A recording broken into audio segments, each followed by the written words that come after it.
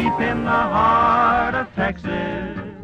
I'm in Austin, Texas, the second step of the Texas two-step. People have already voted in the primary today, and now they've come back to their polling stations to take part in the caucusing. There was unbelievable turnout tonight, and most people had to wait in line for over an hour. You're overwhelmed with the turnout. I think it's great.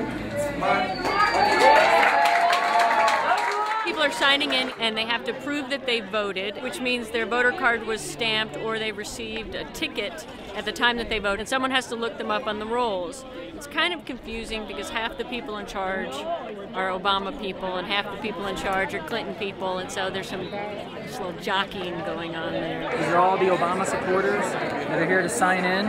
They're going to officially sign in support of Obama. And over here, you have the Clinton group. All the Clinton supporters will eventually become the Clinton caucus. After everybody is signed in on both sides, the precinct chair will count the number of names for both sides and will determine how many delegates will go from each caucus.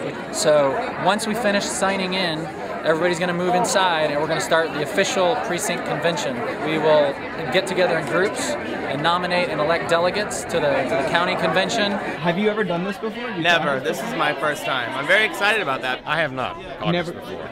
Have you lived in Texas for a while? Yes. 63 years. Well, we're really excited because we feel like, the first time in like 20 years that Texas can make a difference. This is my first time eligible to vote. Yeah, so I made sure to take into this participation because you can't pass nothing like this up. First time in the history of African American candidate is actually being successful in campaigning and racing towards being the next president of the United States of America.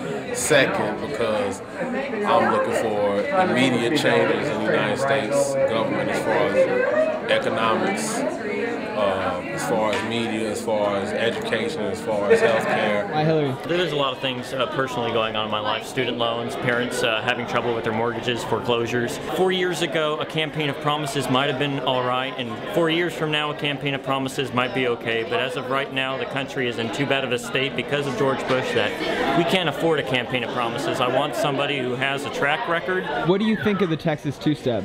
I think everyone needs to play. I think it's a little confusing. I mean, I get emails and stuff about it and I still don't really understand what I'm doing, but I just know that I'm helping. So, I mean, that sounds really bad, but it's a little confusing. I think it's going to discourage voter participation, and I think it needs to be done away with completely. I think we should be a primary state where we go in and cast a vote and let that be that. I've been to caucuses before, but they don't usually get this much attention, so usually there's about 10 people.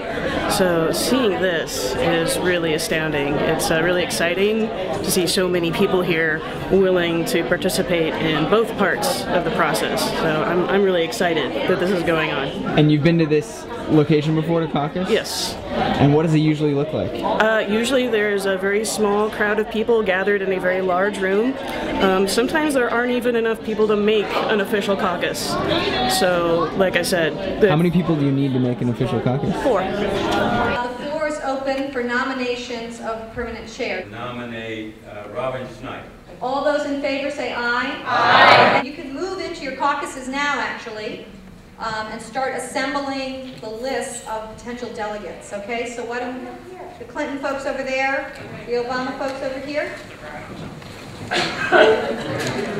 29 delegates and 29 alternates? Well, that's for the precinct. The precinct has been assigned the 58 people they can send to the county convention. And I'm not sure there's 58 people here who are willing to do it. What happens then? There's like a week or two where the party tries to fill in some spots from the known voters in the precinct. That's the job that the normal precinct chair would probably manage. Been here since just before the polls closed at 7. So how long has that been? I think it's going on 3 hours. I don't even know what time it is. It's like going on 3 hours at this point.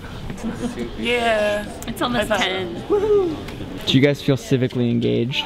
Yes. Extremely. Civically hungry. It's possible that the Texas system is a little bit overly convoluted, but I think getting people together to if we just had a caucus alone, I think it would be a very important part.